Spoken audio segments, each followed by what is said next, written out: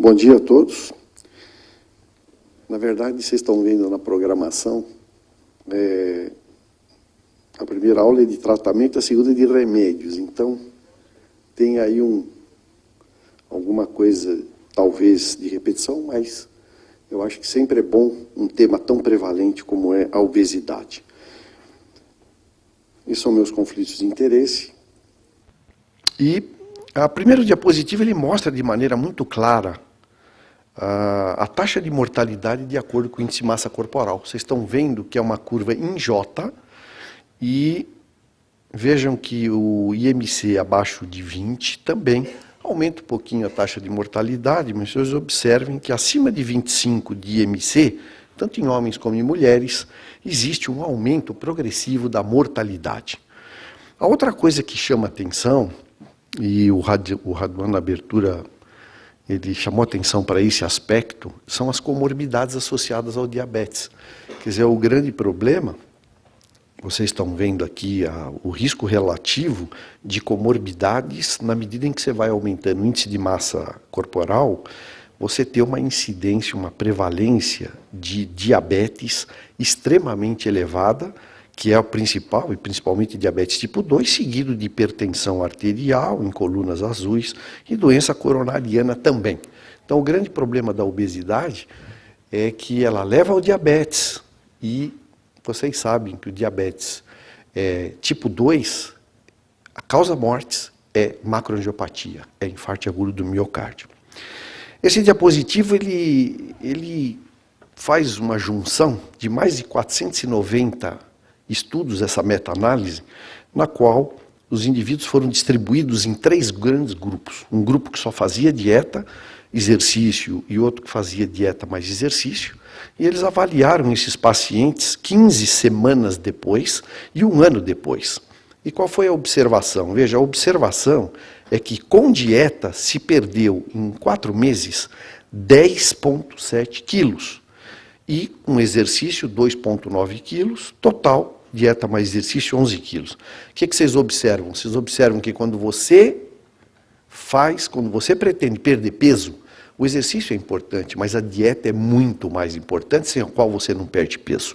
Porém, quando você vai fazer a mesma avaliação desses casos da meta-análise, você observa que os pacientes que se mantiveram com mais baixo peso foram os pacientes que fizeram dieta mais exercício, com 8,6 quilos a menos, contra dieta só 6,6 quilos. Conclusão, a mensagem é o seguinte: eu quero emagrecer. Quando você começa, se você não fizer dieta, você pode fazer exercício e perde um pouco, mas realmente a dieta é fundamental. E para manter o peso, aí sim o exercício ele se torna mais importante do que na fase inicial.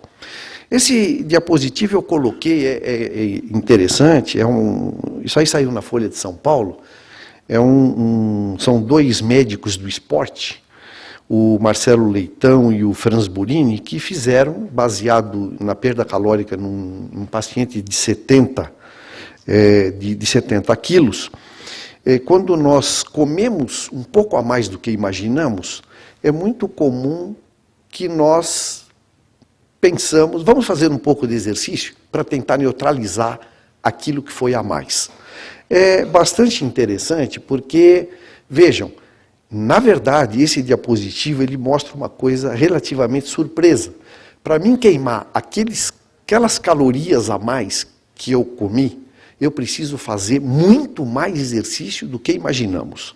Então, quando você olha aqui 3 pãezinhos de queijo, aquela que você está esperando um amigo para jantar em casa, e ele chega um pouquinho atrasado, você já está com um pouquinho de fome, você pega 3 pãezinhos de queijo e põe na boca, olha o estrago que você fez, são 450 calorias, você precisa fazer 1 hora de hidroginástica para tentar neutralizar os 3 pãezinhos de queijo. Mais do que isso, você pegar um Del Valle normal, de 350 ml, você precisa andar 4 quilômetros.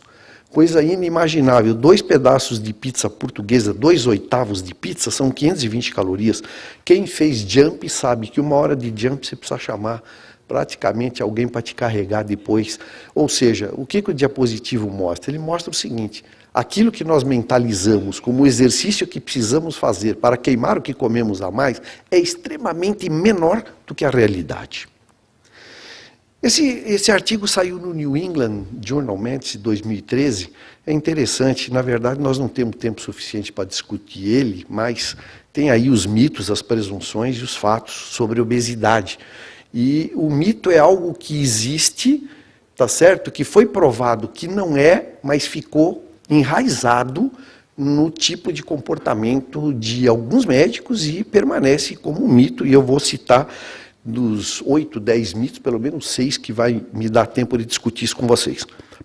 Primeiro mito sobre obesidade é basicamente o seguinte: pequenas alterações duradouras na ingestão alimentar e no gasto calórico produzirá grandes alterações no peso a longo prazo. É um mito, isso não existe. Se você faz pequenas alterações e também pequeno gasto calórico, você vai emagrecer pouco. Isso não tem uma verdade científica. A segunda, o mito, é que você pega o seu paciente obeso no seu consultório e faz uma projeção de quanto ele precisa perder. Está 38 de índice de massa corporal, e você fala, puxa, se eu falar para ele que ele precisa chegar pelo menos a 29,9, vai dar um peso que ele vai ficar tão frustrado que não vai fazer. É outro mito. Eu acho que nós precisamos chegar para o indivíduo, mostrar para o nosso paciente, mostrar um esquema de trabalho para ele e realmente colocar ele na realidade dos fatos, porque não se comprovou que na medida em que você informa esse paciente, você informa ele não a realidade, mas uma maneira dele não ficar frustrado, não se mostrou no final do tempo como algo salutar e algo que teve efeito positivo. O outro mito é que o New England traz, durante algum tempo se acreditou que as crianças que se amamentavam no peito durante um ano ou até mais é protetor contra a obesidade. Isso também não se caracterizou como algo científico e de maneira que a gente, o estudo do New England considera isso como um mito. A outra coisa interessante é que a gente, às vezes, alguns médicos no consultório, após as metas serem alcançadas e mantidas por um tempo, fica mais fácil manter o peso. Também é outro mito. Você demorou um ano e perdeu 15 quilos. E não vai ficar mais fácil, não. A fome vai voltar, e se você voltar a comer e não fazer exercício, você vai voltar a engordar. A obesidade é uma coisa difícil de tratar.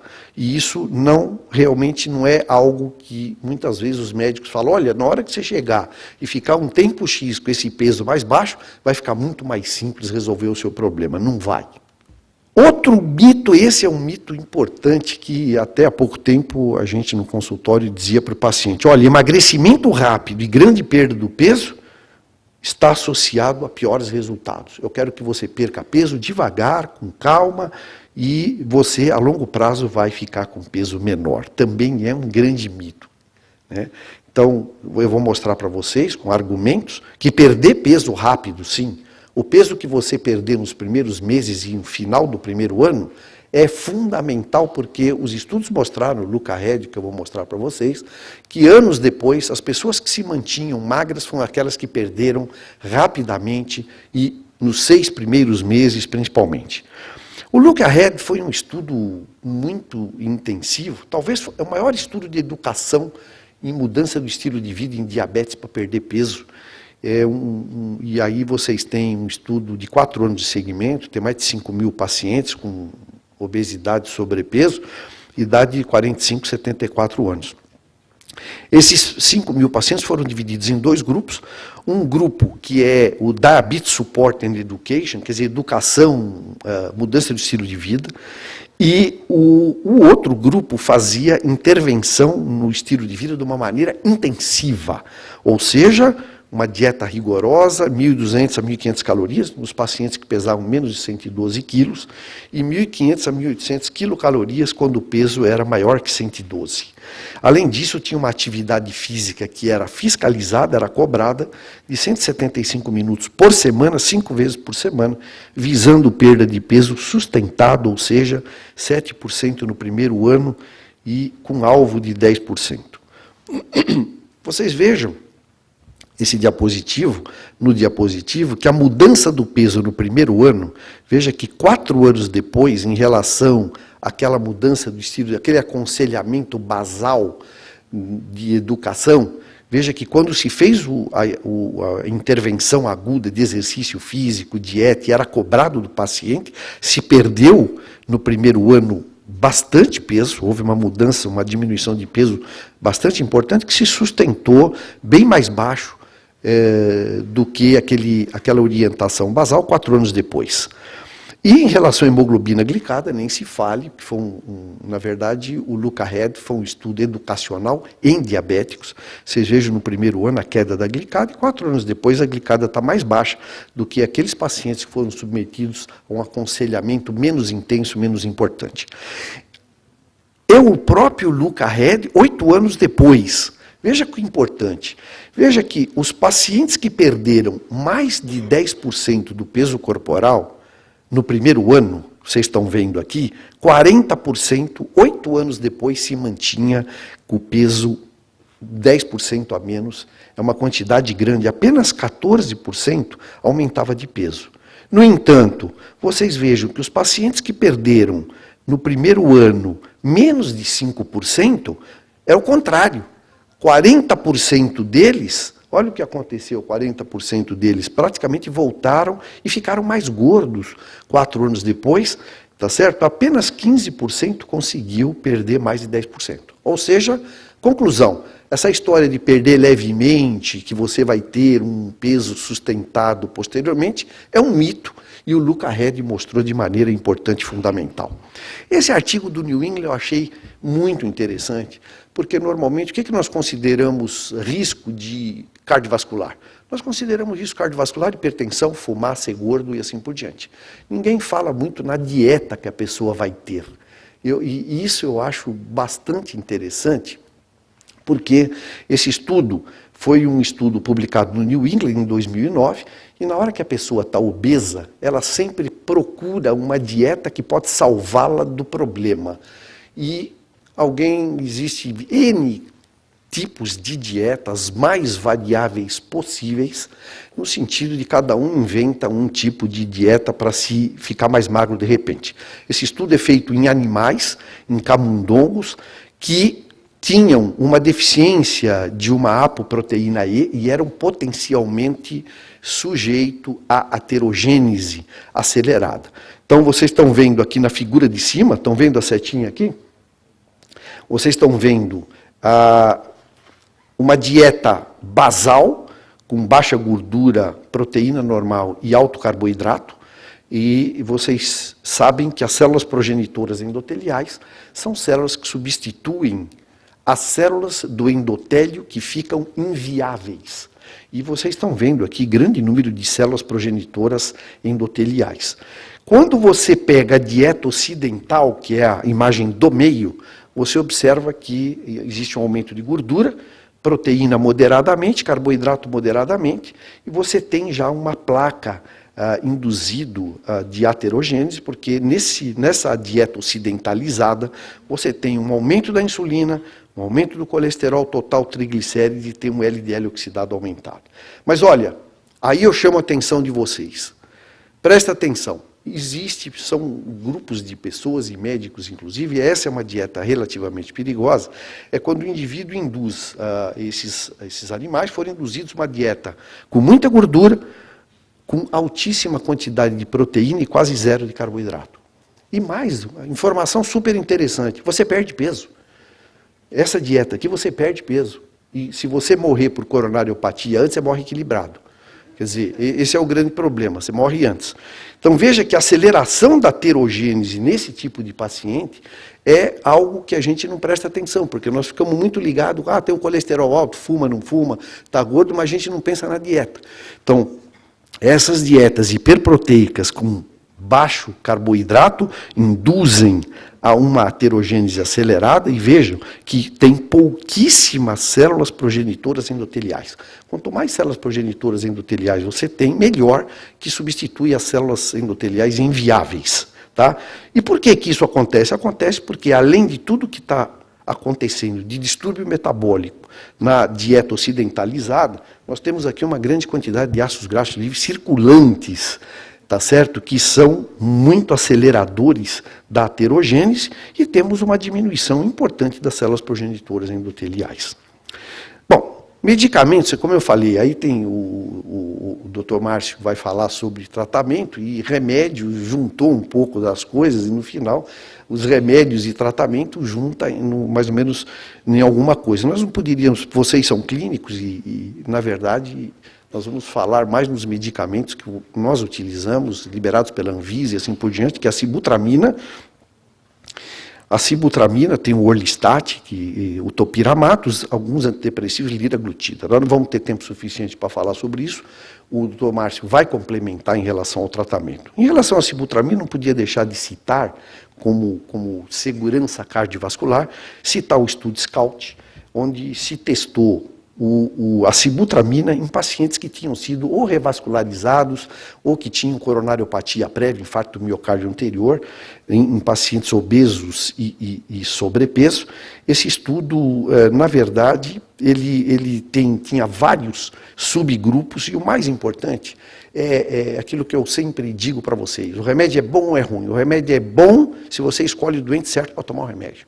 Ele vai ser ruim se você escolher o doente errado, ele é péssimo. Então, não tem um medicamento que não tenha nenhum efeito colateral. A arte da medicina é exatamente saber escolher qual é o doente que pode tomar aquilo. Então, esse subgrupo do SCOUT, que tinha doença cardiovascular e diabetes mellitus, vocês observem que esse tipo de paciente é problemático em alguns aspectos. Você receitar sibutramina para eles, se vocês olharem esse diapositivo, a linha vertical cruz horizontal representa a nulidade, tá? Para quem não está feito, eventualmente, tem muitos alunos e tal, e o que está à direita, vocês têm aqui eventos primários cardiovasculares, com mais eventos com a sibutramina do que com o placebo, e também um acidente vascular cerebral não fatal. Então, veja, não é esse tipo de paciente, diabetes mellitus com doença cardiovascular, não é um candidato a tomar essa medicação. No entanto, os pacientes do subgrupo que tinham somente diabéticos, se vocês observarem aqui, vocês vão ver que não há aumento de mortalidade, você pode usar sibutramina com toda tranquilidade, que não há nenhum problema. E aqui, finalmente, ele mostra, comparado com o placebo, aí perto de 10 mil doentes, o grupo que tomou sibutramina comparado com o placebo, você veja que 60 meses depois, houve um pequeno aumento de 16% em relação à mortalidade, nesse grupo de pacientes que eram cardiopatas prévios e que tinham ou revascularizado o infarto agudo do miocárdio, obstrução arterial periférica, e você não deve fazer a sibutramina para esse tipo de indivíduo. É uma droga muito segura se você escolher o doente correto, é uma droga liberada pela Anvisa, você pode dar cronicamente, não há grandes efeitos colaterais. É claro que tem sempre que, quando você trata obesidade, é como tratar anemia, edema e assim por diante. Tem que fazer um história, exame físico, antecedentes pessoais e familiares e assim por diante. Outro estudo que também eu escolhi para falar, é algo que nós temos, está à nossa mão, que é o estudo Chandos. Vocês têm também grupos de diabéticos com uso de orlistat, que é uma droga que inibe a lipase e impede que as moléculas de gorduras maiores se transformem em micelas para serem absorvidas, e o paciente perde 30% de gordura nas fezes. Vocês estão vendo aqui a incidência de diabetes em dois grupos, um grupo que era o grupo placebo, que tinha mudança de estilo de vida, e os pacientes tinham intolerância à glicose, na linha azul, e vocês vejam que quando você introduz o orlistat no lugar do placebo, com a mesma mudança de estilo de vida nesses pacientes intolerantes, você tem uma diminuição de 45% na incidência de diabetes. E quando você mistura todos os pacientes, placebo, mudança de estilo de vida, que está em azul, comparado com o orlistat, misturando todos os pacientes, também você tem uma queda de 37,3%. É uma droga segura, não tem absorção, interação entre drogas muito baixa, tá certo? E tem os candidatos que podem se beneficiar dessa medicação. Tem uma série de efeitos em distúrbios metabólicos, né, como nós vamos ver posteriormente. E o estudo Chandos mostrou inequivocamente, quando você compara o placebo com mudança de estilo de vida, uma perda de peso importante e significativa, mostrando que realmente esse peso mais baixo se manteve durante alguns anos, 208 semanas, mais baixo. E sob o ponto de vista metabólico, veja que as mudanças na insulinemia, em vermelho você tem placebo, quando você vê, depois de 54 semanas, quando você dose insulina, LDL e colesterol total, você observa uma queda da insulinemia, diminui a resistência à insulina, cai o LDL e cai também o colesterol total. Uma droga que também é muito importante, mas eu acho que requer um pouco mais de conhecimento por parte do endocrinologista, seria o topiramato.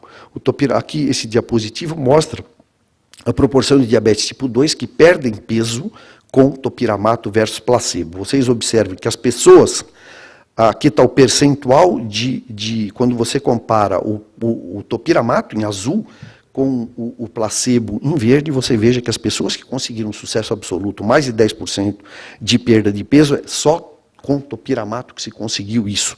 E 5 a 10% de perda de peso, você veja que o topiramato sempre com grandes vantagens estatisticamente significantes em relação ao placebo, somente nos indivíduos que não perderam absolutamente nada de peso é que o placebo leva vantagem. Muito bem, é uma droga que precisa ser, é uma droga boa, aquilo que eu falei, quando você escolhe o doente correto, você tem mais chance e potencial de ter sucesso. Os principais efeitos colaterais, parestesias, existe diminuição nas mulheres que tomam pílula anticoncepcional, precisa tomar um pouco de cuidado, que pode tornar a pílula menos efetiva e precisa tomar cuidado. Uma coisa que eu noto muito no consultório, e os pacientes ligam, é, doutor, tem alteração, eu estou sentindo um gosto diferente na boca, etc. Então, essa alteração do paladar a gente tem frequentemente, eventuais alterações da memória, constipação, boca seca, sonolência e fadiga. Veja, existe eventuais problemas, quando a gente fala tem um problema de linha média, pode ter uma incidência maior de lábio leporino, não quer dizer que vai tomar essa medicação e vai ter 3,2% para o topiramato contra 0,02% do placebo, e existe também o aumento do humor aquoso, é contraindicação formal em pacientes que têm glaucoma de ângulo fechado. Perda de peso com topiramato, fentermina e combinação, veja que com placebo você perde 2,2 por quilos, com fentermina, que é um medicamento que nós não temos nos Estados Unidos, é um simpatomimético importante, é dado há anos e anos e anos, sem problema, houve uma perda de peso significativamente maior, com o topiramato 6,5 quilos, e veja, quando você anexa o fentermina com o topiramato, é relativamente um sucesso muito grande, você ter uma perda de peso bem maior. O último diapositivo, o tempo é muito curto, é sobre o Saxenda, talvez o Márcio vá tecer maiores comentários sobre ele, a liraglutida, que está para entrar no mercado agora, esse ano, daqui a talvez alguns meses, né? E você vê que, comparado com placebo, a perda de peso que se faz com o liraglutida é maior de acordo com, à medida que você vai aumentando a dose da liraglutida, você vai tendo um emagrecimento maior. Nós acreditamos que vai ser uma droga que veio para somar, uma droga de sucesso, e talvez na discussão a gente possa tecer maiores comentários. Muito obrigado pela atenção de vocês.